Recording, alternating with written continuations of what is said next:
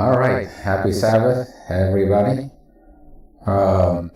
Today we are going to continue our biblical foods, right? And this time we're going to do carbohydrates, right? We did carbohydrates, lentils, and, beans and all that.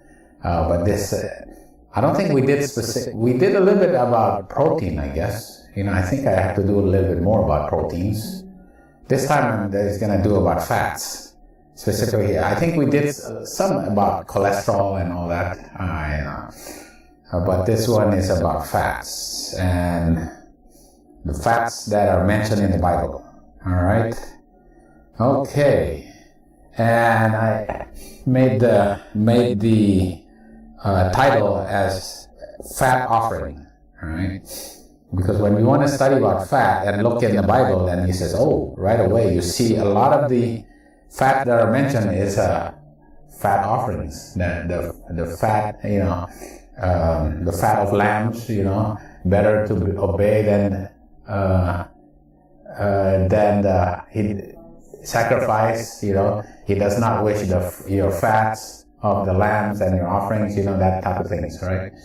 Okay, all right. So when we're talking about fats, we're obviously talking about macronutrients. Macronutrients are the nutrients that are kind of considered big, not the small vitamins and things that are, microscopic and things like that. The macronutrients. So when you're talking about macronutrients, you're talking about the class of proteins, carbohydrates, and fats. Right? Proteins, carbohydrates, and fats. Those are things. Can we be human beings without having any of that? We have to have, to be able to be human beings, we have to have carbohydrates, proteins and fats, right? Okay. So this time we're talking about fats. All right. Okay. So first thing I did was just go to the Bible and look at where is the first time that fat is mentioned.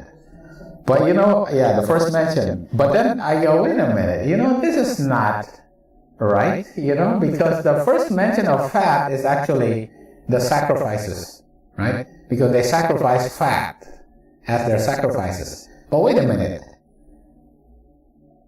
Fat is necessary in our food for us to survive.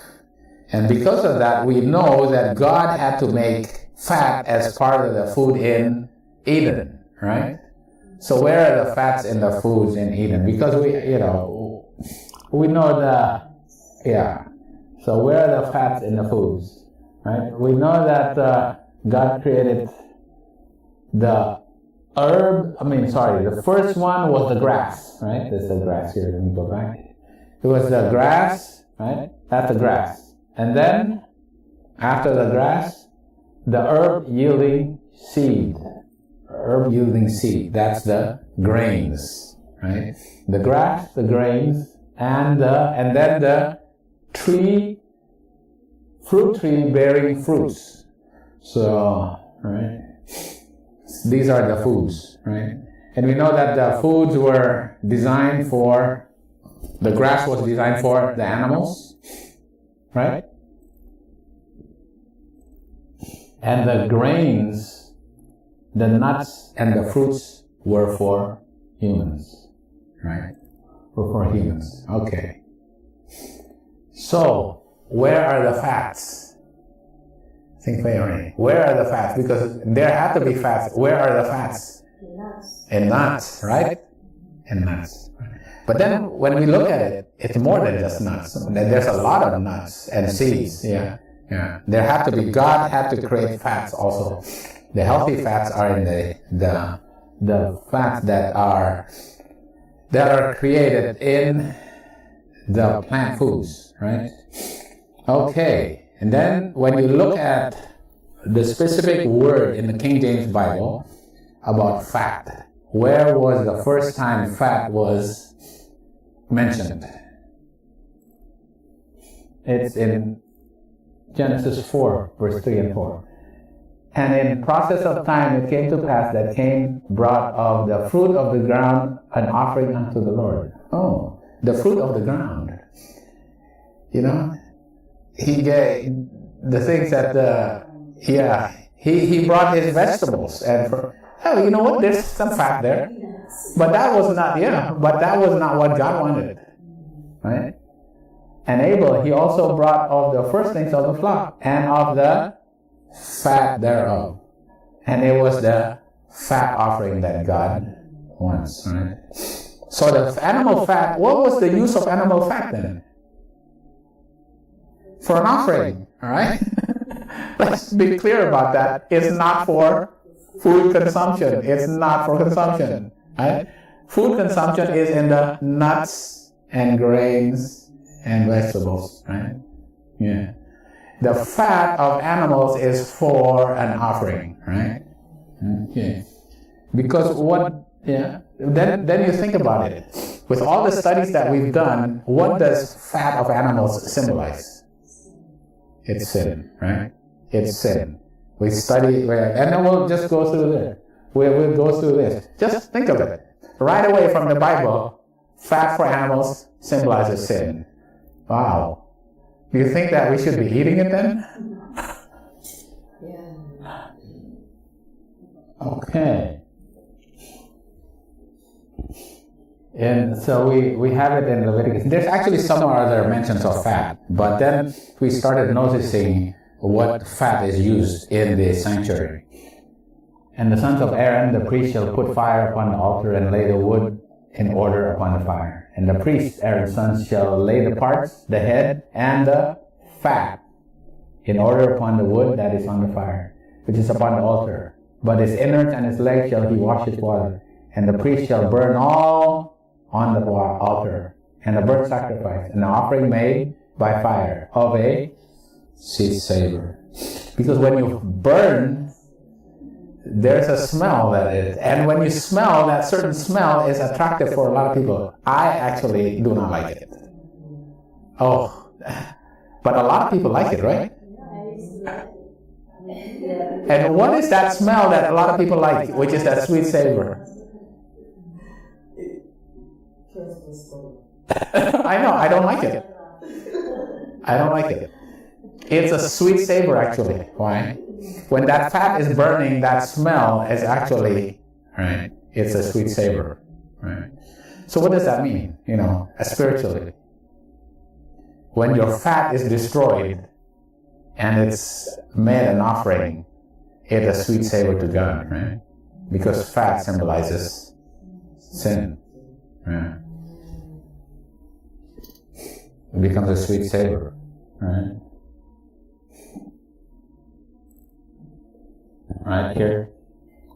If you want to make a sacrifice of peace offering, you have to actually kill the animal and you take off that fat. Right? You take off that fat and what do? You burn it. Right? You burn it on the altar, right? And the blood, you sprinkle it. The meat will be eaten and the meat can be also eaten, but the fat is what is burned. And eventually, after that, the rest of the carcass is actually burned. Everything is burned, right? Because the blood is actually used as a sacrifice, and the meat is also used as has to be eaten, right? And that symbolizes that Jesus is also taking our flesh, right? Okay, verse 17 right here. And it shall be a perpetual statute for your generations throughout all your dwellings, that ye eat neither what? Fat nor blood. There you go. It's right in the Bible. You are not to eat the fat or the blood, right? And it's talking about the fat of the animals, because it is used as an offering, because it symbolizes sin.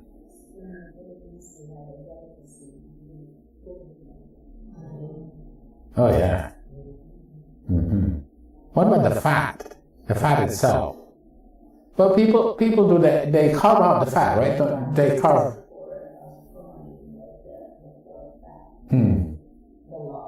Lard, yeah. Yeah, it's all saturated fat. I don't think so. You can't completely. Not completely. You get a lot of it out, but not completely. Mm-hmm.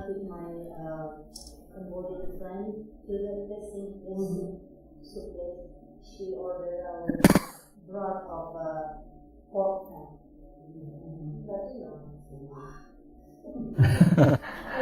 You're not used to it anymore, Pork fat broth. Oh, okay. Leviticus 4, right? If you sin, you have to bring a young bullock, right? Bullock, you dip the finger in the blood and sprinkle it, the blood 7 times before the Lord, before the veil, right? And then you have to sacrifice that fat, right? The blood you sprinkle around the altar, right? The fat, you burn it as a sacrifice. And then the blood, you bring it in to sprinkle it 7 times in front of the altar in the holy place, and you touch the horn, right? Meaning your blood is transferred. Your sin is transferred to the sin that you confess is transferred to the holy place, right? But your fat, I guess your fat is the fat that is in your flesh that will all be burned, right? That will all be burned. They have to take it out of the... shall burn them on the altar of the burnt offering, and the skin of the bullock, all his flesh, his head with his legs, inwards, and his dung. Right? The rest of it is all burnt outside of the camp. So we know that God actually provided the macronutrient of fat in the food that He designed in the Garden of Eden, and it is derived from plant foods. The fat of animals were not to be eaten, actually, right? Because it symbolizes sin. All right. Okay. Thing is, we have to have fat. All right. Now, how do we get fat? Obviously, we eat it. All right. But how do we get into that? Now, here comes the science. All right. So most of the time here, I'm going to go about the science of fats, fatty acids, cholesterol, LDL, and all stuff like that. Okay. All right, omega-3s, stuff like that. Things that we kind of like know. Omega-3 is good, But let's get to know it a little bit more in detail. Understand what it means. All right. Okay, I have a big. Yeah. So, this is the fat, right, that we're getting. Right, the fat that we're consuming, and it is stored in our body. The excess, or our excess calories, are all stored as fat. Right, and the symbol, like a nice symbol of fat. There is a fat globule. It's fat does not mix with water. Right, fat does not. It has hydrophobic. We call it hydrophobic. It's afraid of water. It likes to be separate. It does not mix with water. Okay, right? And the kind of fats that we get from the foods that we eat, right, is triglycerides. Triglycerides, right? This is 3 fatty acids. These are the fatty acids. 1, 2, 3, right? 3 fatty acids. This is the fatty acid. This is the acid part. Fatty. This is the fat part. I make it yellow. Right? This is where the fat is, that's why it's yellow. And this is the glycerol part, which is the one that is hydrophilic. It likes water. Right? It can be dissolved in water. This part does not dissolve in water. This part dissolves in water. Right? Okay, so you have a hydrophobic, the part that does not like to be dissolved in water, and this part, the glycerol part, likes to be dissolved in water. All right, because that's how it's transported through the body. Okay, so you always hear about triglycerides, right? Triglycerides, cholesterol, and all stuff like that. Okay, that's triglycerides. And now this is what cholesterol is. Cholesterol is kind of complicated. That's cholesterol. Cholesterol is very important because it's needed to make the cell membranes, structures. Fats is used for, to make our skin pliable, for our nerves. Is used to make hormones. Is very important, right? It's made out of cholesterol. And by the way, our body makes enough cholesterol for our needs. So the thing about it is, a lot of people say that you need fat, but you need exogenous, you need outside sources, but you actually do not need extra, because your body will make, in your liver, your body will make enough cholesterol for yourself. All right?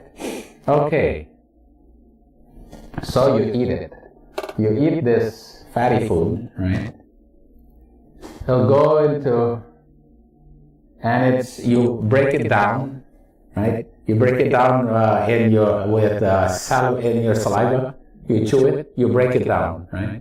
And it becomes smaller and smaller and smaller, and it goes into your stomach. It gets digested even more, becomes smaller and smaller, and then it goes to your small intestines, right? And then it gets broken down to what is called phospholipids. Now you notice it's similar to triglycerides, except now it's got only two fatty acids here with the glycerol thing. So how this becomes a transport. This is what is used to transport the fats, that you ingest into the bloodstream, that it can go into the cells, right? It can go to the cells where it's needed. But how does it do that? It obviously has to go through the bloodstream or the lymphatics in the blood. It has to be transported from your intestines to the blood, right? Through the blood to your cells, right? Okay, so here's your blood, okay?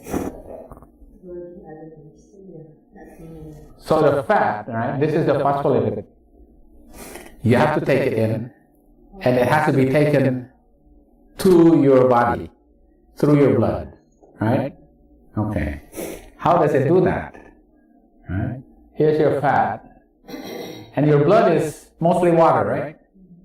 But the problem is that fat and blood does not mix. And how does it, systematically get transported? So what it does is kind of amazing, And when you just think about this could not have happened by accident. This is not an evolutionary process. This had to be designed. Somebody had to design this, such that this actually happens. So how does the fat get transported, right? So when you look at this, right? Look at these molecules like this, phospholipids, right? It gets rearranged like this, right? It gets rearranged like this, such that the water, the part that can be dissolved with water, is on the outside, and the fatty area is in the inside. So now it can dissolve in water. So it can be taken in water, because this blue part is, it can be dissolved in water, right? And now the cholesterol is put inside here, in the middle. So the cholesterol is inside this, right? It's inside this globule here. And then how does it get transported? Like say, okay, this one needs to go to the tissues. How does it know that it can go to the tissue? Does it get just transferred there, and by diffusion it just goes there? It's pretty amazing, because there's receptors in the tissues, and in the liver and in your intestines, it gives you certain molecules that are called apoproteins. All right, apolipoproteins. Okay, these things. Oh, sorry. Here, these are like the hat. The intestines and the liver puts in certain certain proteins that will be recognized by the tissues, right? So in the tissues, there's a receptor for this protein, for example. So when this goes around in the blood, and it just so happens to come to that receptor point, it attaches, right? That's how it's designed to go to that protein, because it has different proteins. Some are designed to go to the fat tissue, some are designed to go to the liver, you know. So it is directed by certain apolipoproteins, right? And that's why you have HDL and you have LDL. Because HDL has one lipoprotein and LDL has another lipoprotein. LDL takes the fat and goes to the tissues. That's LDL, right? HDL takes the fat, cholesterol, from the tissues to the liver, right? Because of the different green apple, lipoproteins there, right? These are the, and it has different receptors in the body. This is pretty amazing. Yeah. I just did this. How does it get transported? The amazing thing, this is very basic. I'm telling you, this is so basic. I'm just trying to make it very simple. Although sometimes it gets a little overwhelming when I'm trying to condense it down to make it easier to understand, to make it, so that it can be transported to the body. So this is how it gets transported to the body, okay? All right. So then you say, okay, there's different kind of fats, right? Okay. Well, what kind of fats? Are there good fats and bad fats? What's a good fat? What's a bad fat? Saturated and unsaturated. All right? Yeah, all right. So now, what's your understanding of a saturated fat? What is saturated fat and unsaturated? Which one is a better fat? Unsaturated or saturated? Unsaturated is better, right? Saturated fat is not as good, right? We kind of like memorize that. Okay, right, that's it. Why? Why is it not good? Okay, let's look at the saturated fat, all right? We'll get there, but it's saturated fat, all right? A lot of saturated fat. But look at it. This is all the carbons, right? All the carbons are full with all the carbons are filled with the hydrogen and the oxygens, right? It's all full, right? The bonds are full, right? There's no leftover blank spaces on that fat. It's saturated with hydrogens on it, right? This is a fatty acid. It's saturated with hydrogen. There's no more spaces for hydrogen to get filled, right? This is called saturated. And you can think of it, the structure being straight, being flat. It's straight, right? Because it's all saturated. There's no empty spaces on it. And because it's flat and straight, it can be stacked like this. It can be stacked. And when it's all stacked like that, it's easier to become more congealed, right? Because it's more dense. And it's dense, and that's why it becomes like a gel and becomes solid, because it's dense like this, right? It becomes dense. Right? And this is where you actually see butter, right? Butter is dense, right? And then, but also there's a lot of saturated fat in milk, and then beef, pork, and obviously chicken, things like that. Yeah, it's there. Right. The thing about it is, it's dense because it's flat. You can stack it, and because it congels, it can be saturated. As compared to now, look at unsaturated fat. Yeah, it's there too. I didn't put the picture. I can't put all the pictures there. It's going to be full. All right. This is unsaturated fat. This is saturated. Look at this one. There's a blank piece here. There's blank spaces here. This is unsaturated because it's not saturated with hydrogen. So there's a double bond here and it's not saturated. Because of that, it bends. Point, point. It looks like a hockey stick, right? It bends, right? There's a bend to it because it's not saturated with hydrogen, right? Right.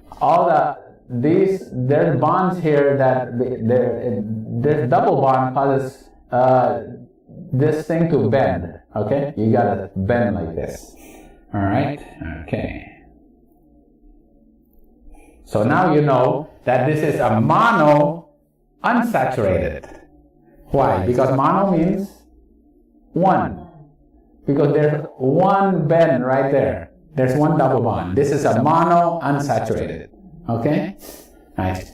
I'm bringing this just to remind you of your biochemistry that you took in in college, and stuff like that. All right? So that when people are talking saturated fat, monounsaturated, at least you kind of know what it means.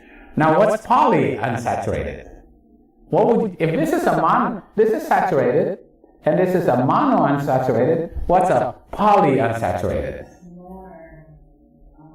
More double bends, more double bonds, more bends to it, right? There's more bends to it, okay? There you go. It got a double bond on here and double bond right here. The more double bond, the more the fat. Yeah. Now look at it. It's bent like this, right? It's bent. So what if you put it in a bottle? What would happen? Would it stack up nicely if it's all bent? It won't stack up nicely, right? Because when you look at it and when you put it in a bottle and you put it all together, it's stacked up like that, right? And what would happen, right? That's why it's liquid.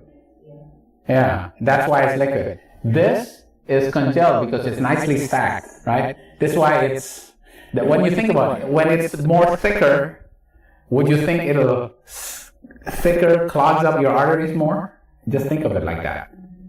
When it's thicker like that, it clogs up your artery easier than it's more liquid, right? That's one way of thinking about it, right? Yeah. So if it's saturated, it clogs your artery better because it is easier to congeal. Congeal. Yes. I heard that margarine is one molecule away from plastic. What molecule? I don't know. I don't think that's actually, very, I don't think that's very true by itself, right? Margarine is actually hydrogenated canola oil. A lot of it is from canola oil, hydrogenated. Anyway, we'll do a little about canola oil, but anyway, I'm doing a lot of science here. Okay, yeah, and that's why this stuff is liquid, right? Okay, so this stuff is better. So which would you say is a better fat? Monounsaturated or polyunsaturated? Polyunsaturated would be better, okay? And we got to prove that. And there is actually studies that prove that it's actually polyunsaturated is better. All right? Okay. All right? Now, let's see. I'll just do more. Let's look at the contents of these products, animal products right there, and see how much saturated fat is there. Okay? Let's look at butter. How much saturated fat is in butter? 63% of butter is actually saturated fat. What about milk? You think less or more? Yeah, it's actually more. Whole milk. What about pork? Yeah. Yeah, we'll put fish. I didn't put this up there because not yet. Because we're talking about fish, what kind of fats do you people always say fish is good for? All right. Next one will go omega-3, right? We're gonna have to study what omega-3. Do you know why it's called omega-3? All right, we'll do that, okay? So that way you'll know. This is 40%. All right? And this is 50% saturated fat. and this is 30%. Okay, now you go into the palm oil, and what else? What kind of plant oils that, okay, and coconut, all right, we got palm oil. We call this tropical oils, right? Tropical oils as palm oil, coconut oil, and coconut meat. I guess you got to go from the meat, right? Okay, let's see how much. 50%. Palm oil has 50% saturated fat. All right, it's more than pork, more than chicken, right? Like beef. All right, what's next? Avocado. What do you think about avocado? Less or more? Less. Less? Yeah, that's a good one. Less. 15. Look at coconut. That's a lot. I think that, us Asians, this is tough. 82%. Can you imagine? I was just thinking,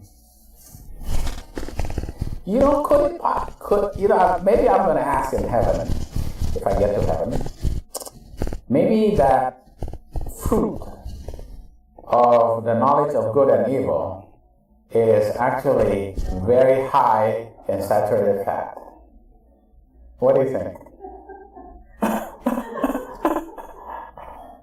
Because It's sin. yeah, right? Oh, what? Wouldn't you think? That's for. I know it is plant, but there are outliers in plants too. Like like morphine. Where does morphine come from? Yeah. Where does certain things? There's certain outliers. But it just is amazing. Look at that. 82% is saturated fat. It's pretty amazing. All right. Yeah. Wow. Obviously we used to eat a lot. Indonesians and Filipinos. Oh wow. It is tough to get away from our coconut. All right. Now look at it. Now, can we prove that polyunsaturated is better than monounsaturated, better than saturated fat? Okay. Now this is what they do. They measure your cholesterol level, right? And then they'll look at what happens. Okay, I'm gonna try to do this. All right. Okay. What happens if you trade? Okay, I'm gonna read this. What happens if you switch 60% of your saturated fat that you eat, you trade it with unsaturated fat. So saturated fat, you trade it with unsaturated fat. What would happen to your cholesterol level? Right? That's 60% of your saturated fat that you eat, you trade it with unsaturated fat. What will happen to your cholesterol? It'll go down, right? By how much? It actually goes down by about 10 to 15%. So if you have a cholesterol level of about 200 and 60% of your saturated fat, you trade it with unsaturated fat, right? In other words, you used to use coconut all the time. Now you use avocados, for example. Right? What will happen to your cholesterol? Your cholesterol will go down by 10 to 15%. It'll go down to around 170 to 180. If it's 200, 10 to 15% will go down to by 20 to 30. So 170 to 180. Right? Yeah. Okay. If you replace 5% of your saturated fat, right, with polyunsaturated fat, it goes down 40. It goes down more than if you were to trade it with monounsaturated. That's why polyunsaturated fat is actually better for you, right, than monounsaturated fat. Right? If you reduce your dietary cholesterol by 200 milligrams, right? 200 milligrams is like how much you have in an egg. if you cut out one egg out of your diet, how much cholesterol will it go down by? Right? It'll reduce by about 2 to 3 points. Your cholesterol will go down 2 or 3 points just one egg. Right? Okay. So the more unsaturated your fats are, the better. Your cholesterol level and your LDL will go down. Okay. If you reduce your saturated fat and you increase your unsaturated fat, your cholesterol and your LDL will go down. Okay. By 10 to 15%. Right? 10 to 15. The more polyunsaturated, the better. Okay. Now let's see. Let's look at a monounsaturated fatty acid. All right, and we'll have a place like this. And yeah, here the example is next. This is a monounsaturated fat. This is called this is the alpha carbon right there. So what would the end be? If this is the alpha, the beginning, what would the end carbon be right here? The alpha and the omega. This is the omega, right?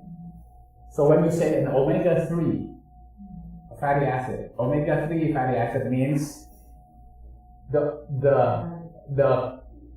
carbon number 3 from the omega position has the double bond. So when you say omega-3, it means the carbon number 3 from the end here has the double bond.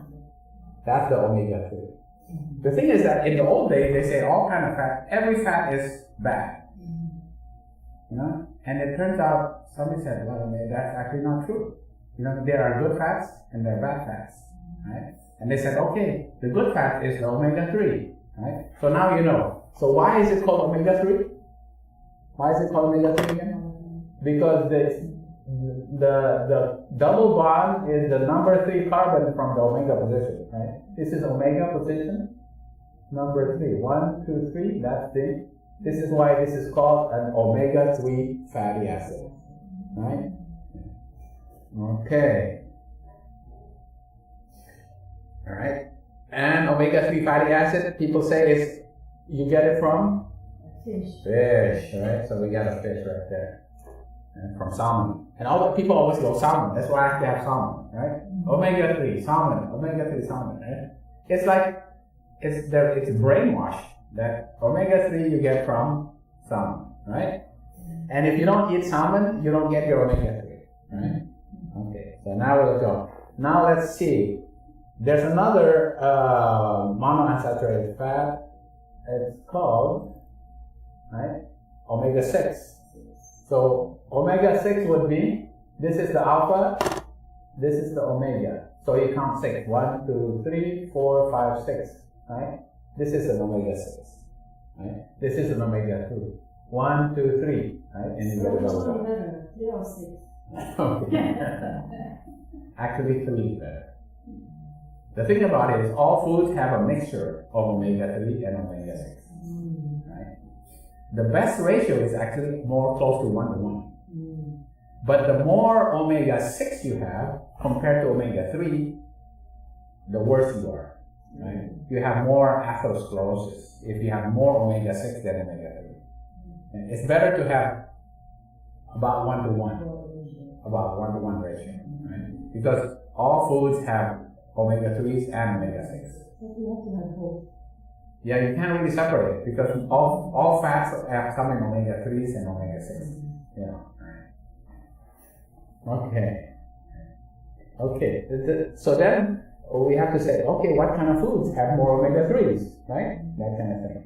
Right? So this is an omega-6, right?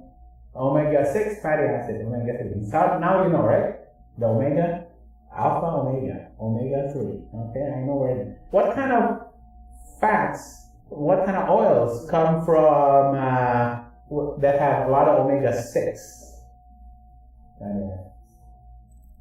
All right, olive oil. Yeah, olive oil is 76%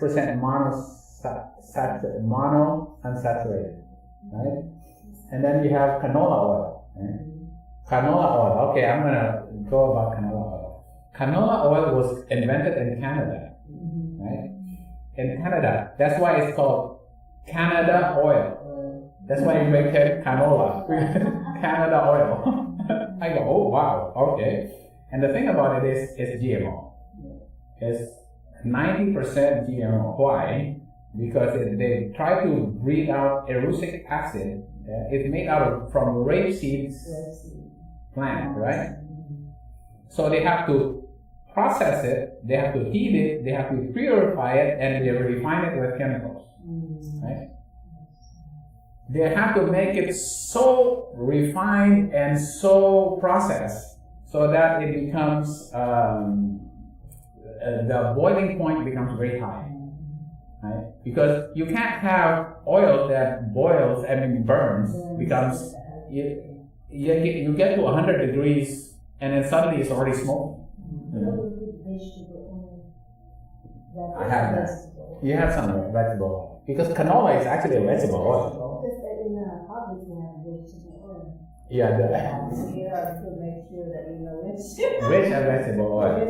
Canola is actually a vegetable. It's from rapeseed. There was a time, there was a fad when canola was really good, but then we didn't know how it was made. Processed, how it was made. So it's all GMO. It's all GMO, and also it's so refined. It's so refined, and when the more processed it is, the more refined it is, the worse it becomes. It becomes worse. All right. Okay. All right. Now let's see. There's peanut oil. All right. Here's peanut oil. It's 44% monounsaturated, 30% polyunsaturated. There's safflower, 73% monounsaturated. Sesame oil. You like to use sesame oil? Sesame oil is 40% mono, 41% polyunsaturated. All right. There's the thing about it is omega-3 is 40 milligrams. Omega-6 is 5,000 milligrams.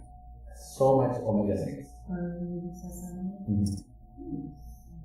Yeah. So these kind of things, you just kind of learn. Yeah. All right. Okay. These are omega-6. Yeah. And these have a lot of omega-6. The problem is omega-6 is not as good. Omega-3. Right? We need to get more omega-3s. Or the other thing, if you get omega-6, you need to balance it out. All right? Get food that is high in omega-3. So even though you have omega-6, you balance it out so that your ratio becomes better. So there is no oil on omega-3? All our oils. No, I mean,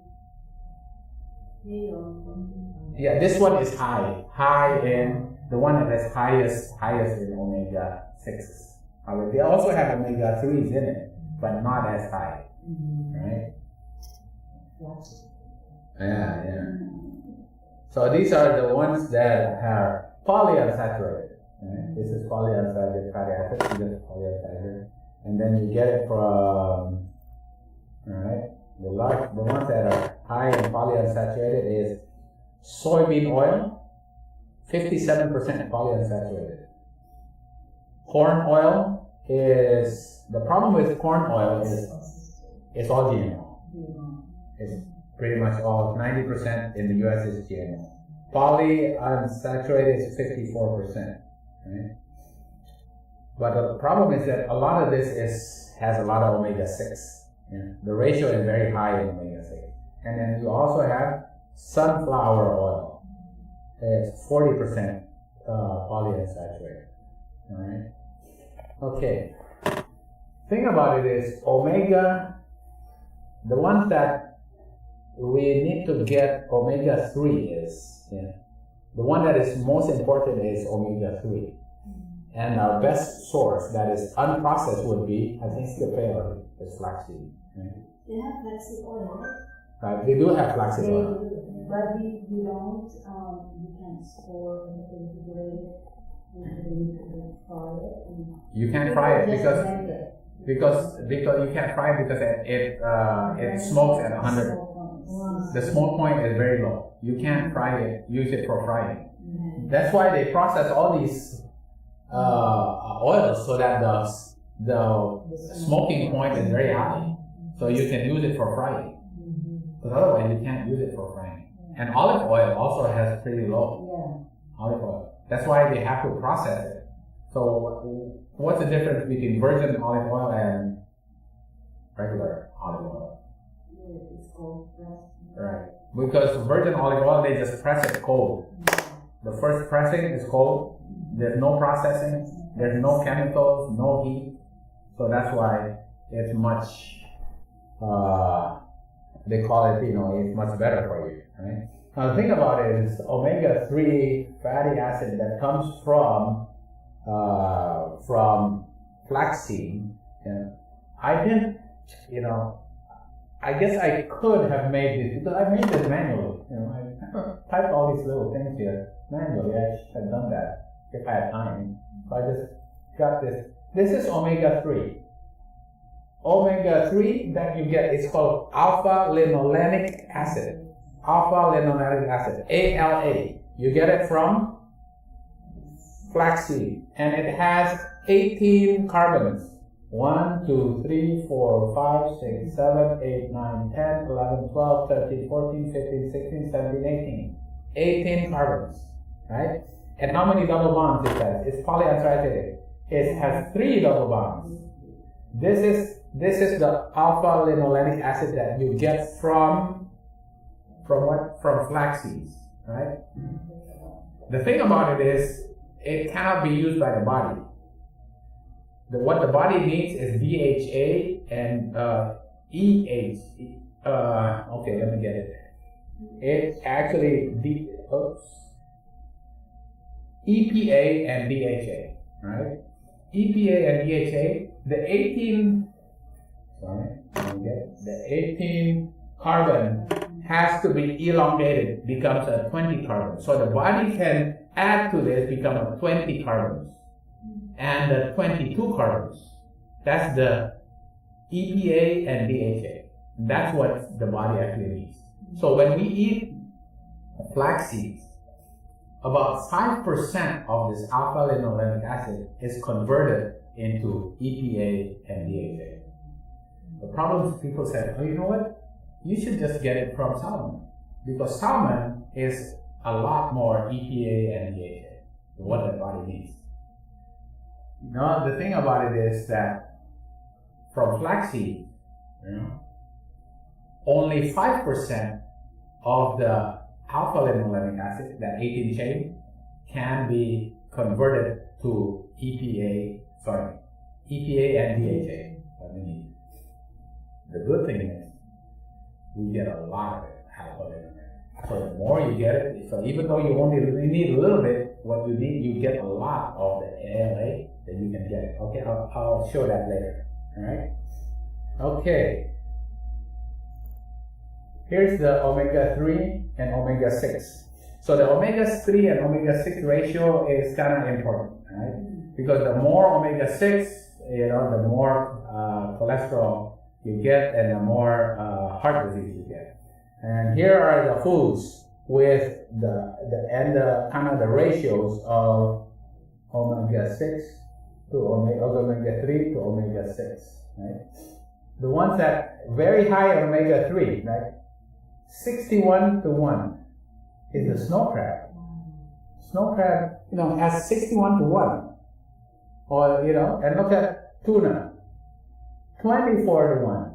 24 omega-3 per 1. Right? Tuna, here you go. Tuna. What about mussels? 23 to 1. Right? A lot of omega-3. People say, oh, there's seafood. You want the omega-3? It comes from seafood. Right? Now, you know what? I don't think God says, we said, we're just going to accept that, right? No, wait a minute. There's got to be more than this. Right? Okay, what about broccoli? It's not that high, but it's still, you get omega fat in broccoli? What is broccoli fat? Oh, it's a zucchini. It's kind of it's a leafy green. It's bitter, but it has like a little thin flower that you put broccoli, but it's more leaves that you I actually gotta get the picture correct. You like it. I gotta get that broccoli. But anyway, broccoli, you actually get omega-3 from broccoli. But not as many as too much. Yeah, that's right. You don't get as much, right? But there's still, right? And spinach, right? So just look at this. You can get you think that you can only get omega-3 from fish. And this is what the industry wants to let you know, right? You can get it from, now not as much, but you can eat a lot of it, so you can get it, right? Broccoli, spinach, flax seeds, 4 to 1. Mangoes, can you have any mangoes? Lettuce, although 2 to 1. Brussels sprouts, 2 to 1. Kidney beans, 2 to 1. Okay, here's the one. Now, salmon, okay? People will get, okay, salmon. What about salmon? All right. Salmon, wild salmon is 10 to 1. All right, okay. What about farm salmon? I have the kidney beans, and then I have the picture of a salmon. Right? People say, oh, you know what? I should get that. I have wild salmon and farm salmon. Which one is better? And people said, oh yeah, I only get wild salmon because it's wild, right? And it's farm salmon has less omega-3. It's higher in saturated fat. It's also less omega-3, right? Farm salmon. But remember, all the kidney beans, Brussels sprouts, lettuce, mangoes, can you imagine? All these had omega-3s, right? Okay. How did omega-3 become so popular? How come everybody gets burned in their minds that omega-3 is good? When in the past, like 100 years ago, we didn't even know about omega-3, right? So there was a couple of Danish researchers called Bang and Dyerberg. Right? They went to the Greenland or somewhere, and they said, you know what? All these people in Greenland, they are all Eskimos. All they eat is what? All they eat is fish and whale blubber and seal. And they said, there's not much heart disease here. So they go, there's got to be something in the fish and the seafood that actually is a good fat. And this is how they discovered omega-3. And they said, and the rest is history, because then the world takes over. And they said, omega-3 is good, right? Everybody said omega-3 is good, right? Okay. Now the thing about it is that, they've done this paleopathology. So they go, okay, let's dig up some Eskimos that were frozen in the tundra somewhere, right? And look at their hearts, right? These were, like in the old days, these were not pre-industrial age Eskimos were dug out from the frozen, and they look at their hearts, and what do they find? A lot of atherosclerosis, even though they ate no vegetables. And they said even though they had a lot of omega-3, they still had atherosclerosis, right? Just like the mummies in Egypt, right? The mummies in Egypt, right? They compared it to the mummies in Egypt. Right? Okay, there you go. We have also seen that ancient Eskimos, far removed from the stresses of modern technological society, suffered from coronary disease, a process that has also been well documented as far back as dynastic Egypt by both historical and anatomic evidence. The anatomic evidence in Alaska not only confirms the antiquity of arteriosclerotic heart disease, but also its occurrence in pre-literate society that lacks the historical evidence seen in Egypt. In Egypt, we have the history. You said, all these kings, they all died when they're like 50. Why are they dead at 50? And okay, they have heart disease, right? Yeah. But there, you don't have history, but you can dig them up from the frozen and find out, they have a lot of heart disease, right? So it's not all true what these Danish, and that omega-3 is nothing but good, because these people were also having actually atherosclerotic. You know, because of that, the industry of when you were a kid, didn't your mom make you drink this stuff? I remember my mom did, right? Fish oil, right? Did your mom make you drink that stuff? Oh, it tasted so bad. Yeah, in Indonesia we call it liver crab. Oh, it's terrible. And it says, oh, this has omega-3, you gotta drink this. Yeah.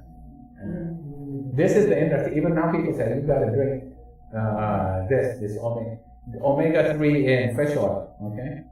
This is where it came from, because those Danish researchers said, you know, omega-3 is good for the Eskimos. That's why they don't have as much. But it's actually proven that that's not true. Now when they dig up those Eskimos, it turns out they do have heart disease. Right? Low evidence of cardiovascular disease among the Inuit. Where's the evidence? Right? So this is what they did. You know, what happened is they found out. Oh, you know what? The Eskimos have heart disease, and when they changed from their usual diet, right, to the American diet, what happens to their heart disease? Goes down. Can you imagine? Their heart disease goes down, so they actually have more heart disease than regular Americans, yeah, with the kind of foods. See, there is a benefit of using omega-3, right? But the problem is that it's far outweighed by the risks. And what are the risks in fish and marine animals? What are the risks? Omega-3 is good. It's proven that omega-3 is good. But what are the risks? It's the toxins, right? And the toxins are, right? There's the toxins, right? The polychlorinated biphenyls is called PCBs. PCBs, right? Is the PCBs, right? We found PCBs, right? All kinds of this is a poisonous, primarily in fish, and the highest level in these large fish. The bigger the fish, the more they eat. See, these PCBs come from the nature, you know, come from the, you know, all these toxins and chemicals come from the factories, come from, it gets all washed out, the pesticides, everything comes from the environment and get washed into the ocean. And all the little fishies eat it, and then the big fish eat the little fish. And the bigger fish eat the big fish. And eventually, it gets all deposited in their muscle and their fat, right? It remains in them, right? It stays. So PCBs, right? Highest levels in salmon. Okay, there you go. I got a picture of a salmon. All right. Okay, and then what about halogenated natural products? Right? Halogenated natural products is highest in tropical tuna and swordfish. All these toxins, right? Right. Because all these bigger fish, they eat the small fish, and the small fish, so it eventually gets all concentrated in the big fish, right? We call it kingfish. These are the toxins, right? Yeah, these are the toxins. Organic pollutants, halogenated natural products, right? All these are toxins. Okay. All right. They collected samples from all over Europe, right?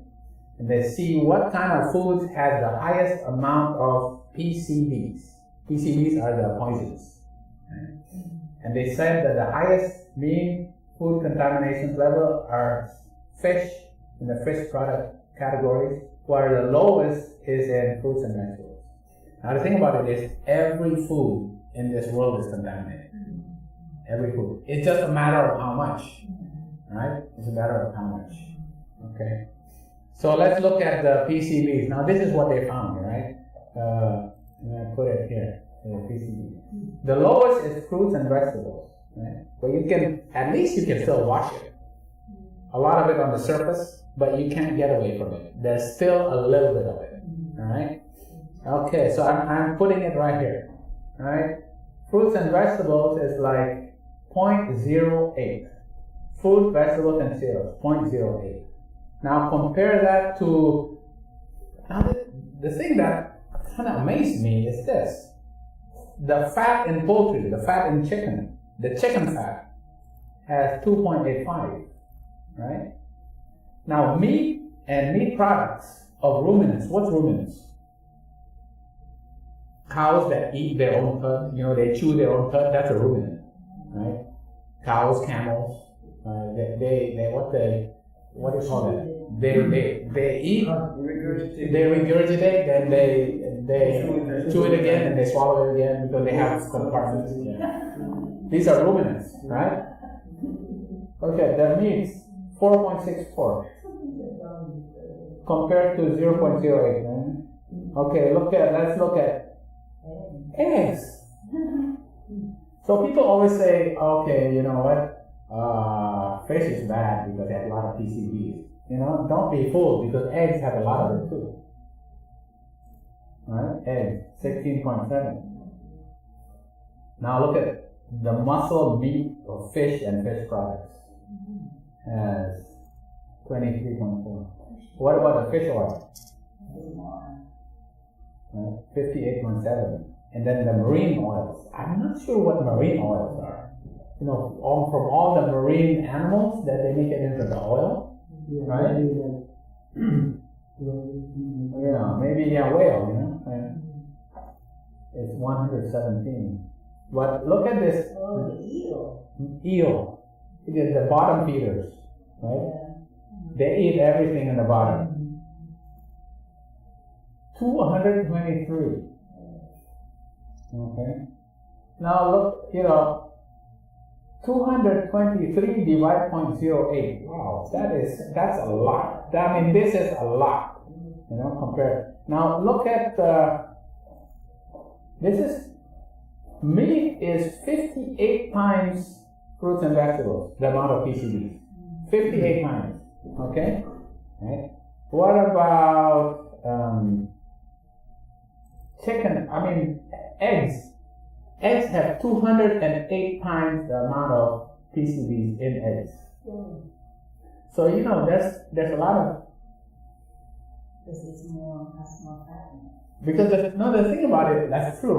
No, the thing about it is the chicken just keeps eating the stuff on the ground, and all your, contamination and all the what gets into the eggs, and the chicken, and the fish, 290. Not very many people eat the meat of eels. Do they eat this stuff? Yeah. Asians. Oh, yeah? Oh my goodness. That's terrible. PCBs, right? Okay. Now the thing about what does PCBs, obviously it's like a toxin. But not only is toxins, certain poisons, but also PCBs are associated with, obesity and diabetes. Yeah, a lot of antioxidants in it. It actually causes inflammation in your body. And we think about inflammation, obesity, and diabetes, it's an inflammatory disease. All these foods with PCBs causes a lot of inflammation. Right? It causes metabolic disorders. Metabolic disorders, it causes, increases your cholesterol, LDL, blood pressure, weight, insulin level, diabetes, obesity, metabolic disorder, obesity and type 2 diabetes. Alright. Okay. PCB. Alright. What else? Mercury. Right?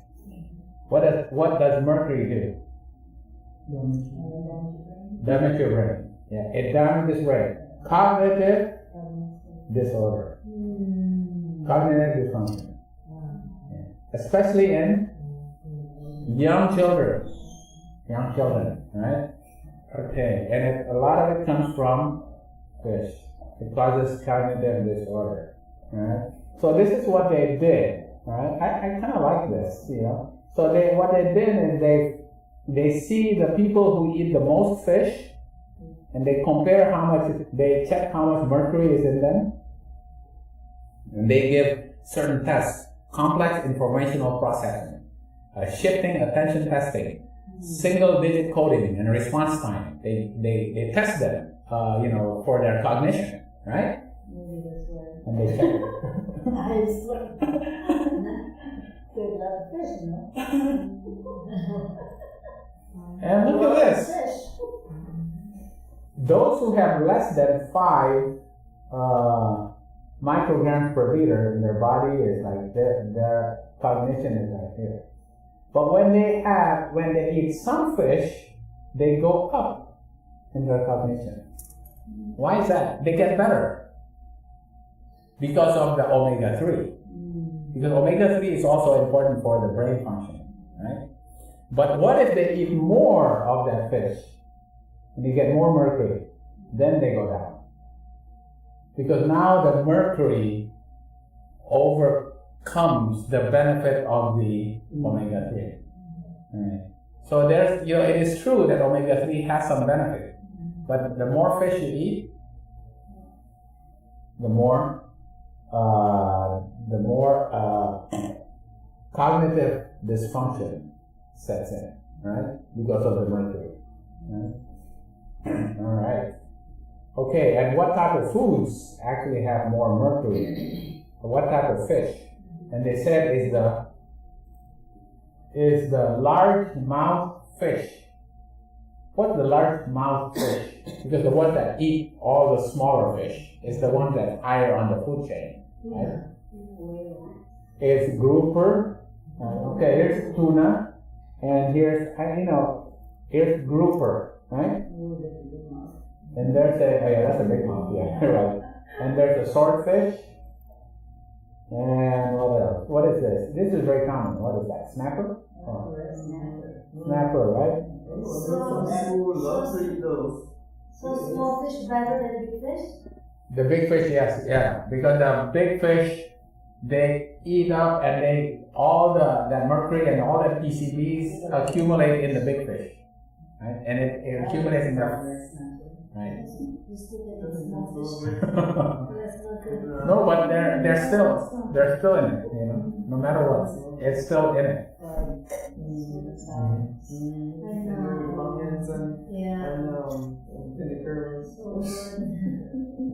For those who like this stuff, it's boom. The large mouth intake, it just jumps up like that, goes up really high compared to the average. Right? Those who eat the big mouth fishes. Yeah. No, the thing about it is the mercury stays in your body. The PCB stays in your fat. And when you breastfeed your milk to your baby, what does you give your fat? Right? You actually give the fat that you store in your body to your baby. Children. Right. Excessive seafood intake, particularly largemouth fish, elevates mercury levels and causes cognitive dysfunction, right? Especially for mercury levels above 15. Right? Here you see the protective effect of, look at this, protective effect of omega-3. But then when you go above 15, that's when it goes down. It overwhelms the moderating effect of omega-3 fatty acids. Right? This is the protective effect of omega-3. But then boom, it goes down. More and more. This is why there is because for babies, for infants, there's the EPA actually makes a recommendation, right? It has to be, I guess, politically correct. So you know what? These little fishes, it's okay. The best choices. They're the best choices, the good choices, but the bad ones, for moms, you better stay away from king mackerel, marlin, shark, swordfish, cowfish, and big eye tuna. So what's a big eye tuna? There's a different kind of tuna? Maybe that has big eyes. There's a yellowfin tuna. Yeah. And albacore tuna, white tuna. And a fresh one. And a big eye tuna. That actually says, children are not to eat this, right? Because it's very high in mercury. Tilapia is still good. Best choice. It's smaller. It's not good. Right, yeah. So it's official, it's not that the problem is that, I think the issue is that any kind of mercury, I have the one I avoid. any kind of mercury in your body, you want to avoid it because eventually it will build up in your body and will cause cognitive dysfunction. It does not get out of your system. It gets stored in your fat. And your fat what? Where's the amount of fat? What's in your brain? Yeah. Because the brain is all fat. Right? Yeah, this is the EPA, They have to officially make it. But they actually made it official. This is official. You have to avoid this. It has the highest. Right? They actually made it official. Right? Okay. The problem is that, how long does an organic mercury stay in you? When they actually measure it, the half-life of it, half of the mercury stays in you for 27 years. It takes like a whole lifetime to get rid of that mercury if you stop eating it. 27 years in your body. And that is actually given to the baby. So they go, okay, maybe we should not have the moms. They say, okay, moms, do not breast your feed for a year before. But that's not good enough. Can you imagine? It's 27 years. It stays in your fat, and the mom gives it to their baby. No wonder the kids are born with ADD and have a lot of mental cognitive dysfunction even when they're born. And in the old days, did you see a lot of ADD when you were growing up? Okay. All right. Okay. All right. So what about? There you go. What about wild fish compared to farm fish? Right. Which is better? We kind of already said. Which one is better? Okay, so they actually look at the organochlorine pesticides, and the polyaromatic hydrocarbons and the PCBs, right? And they check for mercury, arsenic, aluminum, lead, and all that stuff in the fish. And they compared it between the farm versus the wild fish, right? Because everybody eats it. But look at how much. Which one has more of the organochlorine pesticides, hydrocarbons, and PCBs? The farm fish. And they said that basically a lot of the foods, now the fishes that are sold in the supermarkets are farm. This is what they feed them with so that they can cook in the market. And they actually have more than the fishes from the wild. The fishes that are wild are more expensive, but they don't have as much. Yeah, because they can grow in a bigger area. Yeah. And they feed them. They said cadmium and mercury was higher in the fisheries. But otherwise, all the things like arsenic, nickel, lead, aluminum was higher in the fishes in aquaculture. So a lot of the tilapias, right, are all from aquaculture, from farming. Right? Of pollutants investigated, we detected 30 out of 50 organic pollutants and 6 elements. Contaminants detected were virtually the same, regardless of mode of production. However, it is noteworthy that 21 organic contaminants levels found in aquaculture were significantly higher than those sampled in extracted fishing. Those, the ones that they farm has much more pollution. All right. Okay, let's see what we have left here. So this is a polyunsaturated fat, right? Thing is that it's liquid, right? And companies want to make money faster, so they get vegetable oil, like canola oil, for example. And then what they do, this is the cis. This is the cis double bond here. This is called the cis double bond. So they hydrogenate it. They force a lot of hydrogen on it. They hydrogenate it to become trans fatty acids. So they become. This is from a cis double bond to a trans double bond. And so what happens? It was all bent before. Now it becomes flat. It becomes straight. So now it becomes right. It becomes more solid, right? And that's the thing about that is. Trans fatty acid is now banned in a lot of countries in Europe and some parts of it. It's not actually banned in all of America, but other parts in certain areas it's banned. Right? Because this is much more, it can cause much more, it's proven much more to be increasing your cholesterol and atherosclerosis, right? Trans fatty acids. Right? So what they do, instead of making it fully trans fatty acid, they partially hydrogenate. And they sell it as Crisco, right? Crisco oil, right, is partially hydrogenated. It's not all the way to trans fatty, because trans fatty is, well, for sure is bad. So they partially hydrogenate it. And they said, it's all vegetable, right? It's all vegetable, but they make it such that it becomes it stores longer, it has a higher shelf life, and it has a higher smoking point, right? And it's called partially hydrogenated vegetable oil.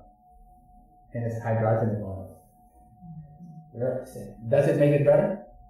No, it does not make it better, right? This is what causes a lot of the problems. Right? Because what you want is still the polyunsaturated omega-3s, right? And the best foods to get it is actually from whole food plants. And you can actually get it from mango, broccoli, Brussels sprouts. But the best place is flax seeds. And I tell you, flaxseed wins in so many ways. Flaxseed wins in so many ways. It's amazing, right? And it doesn't have the PCBs and the HNPs and the OCPs and all those abbreviations of chemicals, right? All right, the importance of the ratio of omega-6 to omega-3. Right? Okay. In the secondary prevention of cardiovascular disease, a ratio of 4 to 1 was associated with a 70% decrease in total mortality. Right? So you need a 4 to 1 ratio of increased levels of omega-3, which has low omega-6 omega-3 ratio, right? If it's low in omega-6, it's high in omega-3, right? It has a low omega-3 ratio, omega-6 to omega-3 ratio. The best ratio of omega-6 over omega-3 is 4 or less. Omega-3 to omega-6 ratio of 0.25 or omega-6 over omega-3 of 4 or more, okay? Omega-6 or omega-3 over omega-3 4 or more. It's a little confusing because my goodness, this is too confusing. Let me just look at the numbers, all right? Look at the numbers. Now we just look at the numbers of the oils. Here are all the oils. Here we go, here's the chart. Right? Flaxseed, there's like, pretty much 4-to-1, right? This is, flaxseed has the best one, 4-to-1. Canola oil has 0.4. Yeah. It still has a lot more omega-6. Yeah. See, flaxseed has a lot more omega-3. Right? 4-to-1. Everything else has a lot more omega-6. Look at this. Look at every single one. Canola, hemp, 60-to-16, 52-to-10, 50-to-6, 8.4-to-0.6. Even olive oil, avocado oil. All of them have more omega-6. Look at flaxseed. It wins all the time. Walnut, alright? So they say that kind of like the top 4 is walnut, hemp seed oil, canola. Canola oil is actually okay as far as the ratio, but the problem is it's too refined and it's all GMO, right? It's too refined and all GMO. So even though the ratio is good, it's too refined. All the antioxidants is removed, right? And it's actually not as good, definitely, as flaxseed oil. Right? Although flaxseed oil is not good for frying because the smoke point is low. It's like only 100 degrees Fahrenheit. Okay. Now let's compare to nuts. Look at nuts here.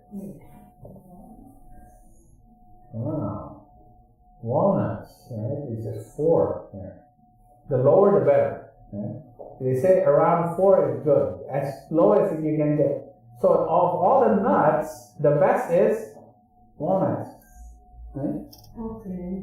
My clarity of walnuts, I'm going to show every day. This is walnuts, flaxseed. I'm like, I should just skip my days. So this is why we do this, because now we can choose the best of the best, right? Yeah, flaxseed and walnuts. Macadamia is not too bad, right? Pecans, it's starting to get high. So cashews, yeah. But look at peanuts. Not good. If you're gonna choose, get the walnuts. Macadamia and pecans. Pistachios. Almonds is very common. Almonds is, but it has, Yeah. I mean, it's better than eating, Yeah. there's other worse things to eat, I just bought a lot of cashews, so now I have to finish it and have walnuts. But the thing is that what you make out of it, but you don't eat it all the time. Yeah. All the time. Mm-hmm. If you balance out with taking a lot of flax, then you eat a lot of omega-3s, right? Even though you do have, a significant amount of omega-6s. Just make sure that your ratio does not get all skewed to omega-6s, right? Yeah.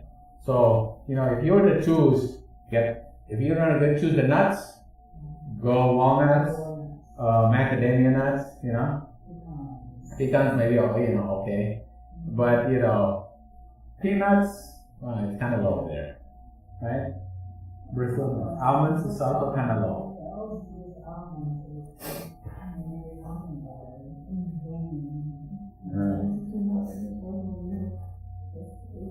Yeah, but the thing about it is that now that you know this, make sure you're just gonna balance it out with flax. Just get your flax also to kind of like make it all balanced out.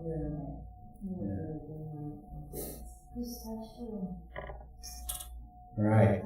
Okay. Now this is my last slide. Okay. I get a lot of fats, right? Yeah. Okay. This is my last slide. How much omega-3 do we need? For women, now I have the EPA and DHA, right? This is what is essential, right? You cannot get it from, EPA, and it's actually made by the ALA is what you get from plants, right? But then what ALA is 18 carbons. In the body, ALA is elongated to EPA and DHA, the 20 and 20 carbons, right? EPA and DHA is what you need. This is the EPA, right? I could say icosa is the number of carbons, right? This is the 20 carbon and the 22 carbon, right? And there's a Latin word for 20 and 22, and that's icosa something. Oh boy, that's a long name. I used to have to memorize that back in college, right? But anyway, EPA and DHA, right? The problem is that only 5% of your ALA, around 5%, is converted to EPA and DHA, right? 5% of it, okay? All right. Now, you need about 2,000 for a woman, it means about 2,200 milligrams of ALA, right? Or 250 milligrams of EPA and DHA. So this is I should have made it a different color there. Anyway, this is ALA, how much you need, or if you don't get it out of ALA, you can get 250 of EPA and DHA. For men, you need more. Men need 4,400 and 500. Okay? Now let's look at the foods. All right, look at the foods. Salmon, farm salmon. You get 125 of the ALA. You get 1,800 of EPA and DHA. 1,800 right away. You get a lot of the EPA and DHA because it's out of the animal. The animal already takes the algae. They eat the algae, right? And they get their omega-3s from algae, and then they convert it to EPA and DHA, and then you eat the EPA and DHA, right? So they have a lot of EPA and DHA, already 1,800 of DHA. So they're a lot more. When you ate 1,800, you're a lot more than your requirement, 500 and 250 here, right? Okay. Now, where does the salmon get their omega-3s? Where does the salmon get their omega-3s? From other fishes. But essentially, where does it all come from to begin with? Seaweed is from the grass, right? God created the grass for the fishes. And what's the grass for the fishes? Algae, right? That's why we also want to get astaxanthin. That's from macroalgae, right? And you can actually buy farmed algae that has a lot of omega-3s, right? Okay, algae has, let's see, 130. 130, not that much. 130 of ALA. But again, you can eat a lot of it and you get a lot more. You need about 2,200 to between, let's say like 3,000, right? 2,000 to 4,000 of ALA, right? Okay, what about Brussels sprouts? You get 135 of ALA. Kind of low still, but there is some. Okay, now let's get to the heavy hitters here. Chia. Chia seed, you get 5,000. Right? You need 4,400 for women, 2,200 available. Chia, you get 5,000 already. Is this daily? Is this daily? Let me look at this. Okay, for Brussels sprouts, it's a half a cup. Okay. All right. I wrote down the amount. Yeah. It's chia seeds. I have it here. A serving of, it's only 1 or 2 tablespoons. Oh. The Brussels sprouts is half a cup. Half a cup of Brussels sprouts. This is half a cup of Brussels sprouts.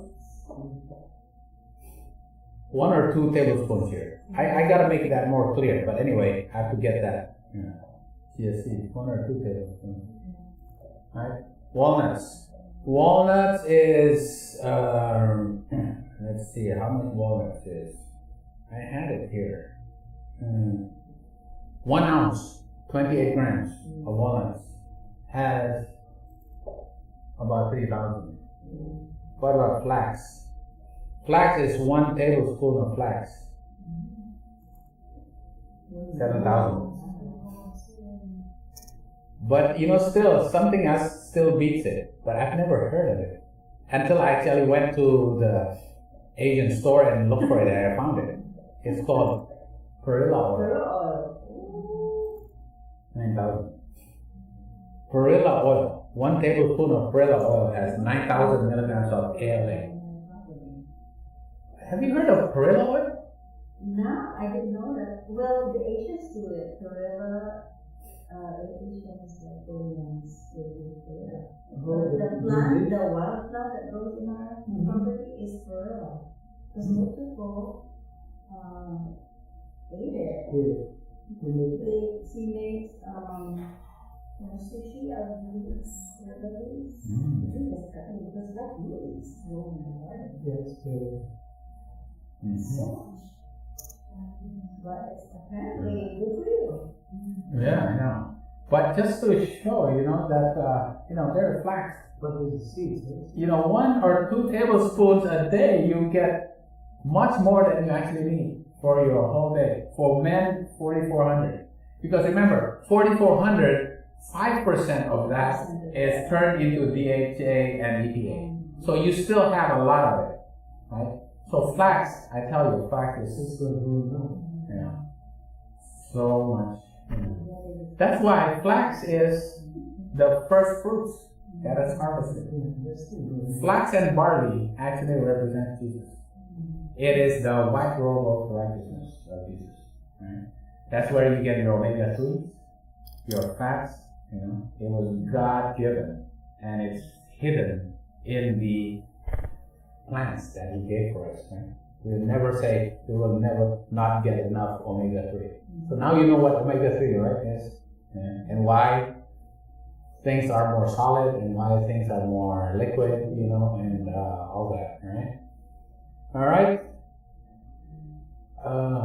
And that is a more sure word of.